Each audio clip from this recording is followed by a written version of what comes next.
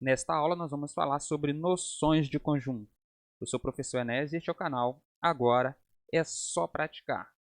Nós temos aqui, neste primeiro slide, algumas palavras, alguns destaques.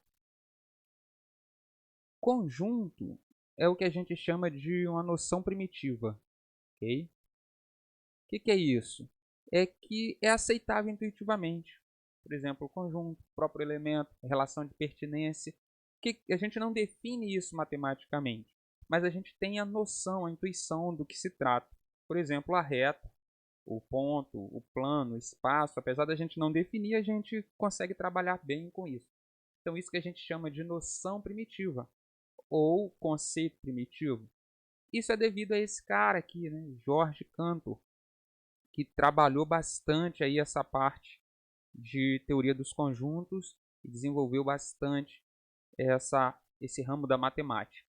Beleza? Então hoje na matemática moderna tudo passa por conjuntos. Eu vou definir uma função, esse vídeo é voltado para um público do primeiro ano do fundamental, do ensino médio, primeiro ano do ensino médio.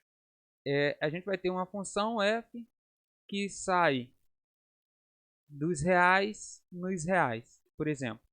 Ou f que sai de um conjunto x a um conjunto y.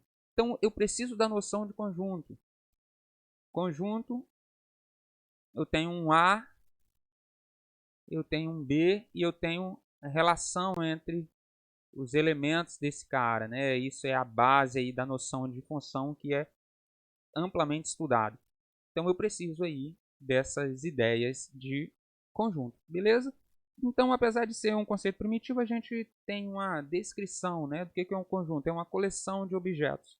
Bom, então, como eu vou representar? Os conjuntos sempre por letra maiúscula. Bom, conjunto. Os elementos sempre letra minúscula. E a relação de pertinência? Vou usar esse símbolo aqui, que lê-se pertence. Beleza? Então, eu vou simplesmente um momentinho. Se eu tenho aqui um objeto que pertence a um elemento que pertence ao conjunto, eu vou usar essa representação. O que é possível também? Não pertencer ao conjunto. Esse cara aqui não pertence.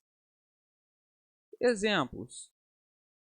Eu posso listar um conjunto A, é formado pelas letras J, L, M e N. E aí eu posso perguntar, o A pertence ao A? Nesse caso, o A não pertence ao A, porque quando eu vou olhar aqui para os elementos, bom, os elementos são J, L, M e N, então o A não pertence. O M, nesse caso, pertence ao A. Eu posso apresentar aqui o conjunto, sei lá, X, tal que X é um país. Beleza? Então eu poderia perguntar, vou trocar a letra aqui, é um conjunto P, né? P de país.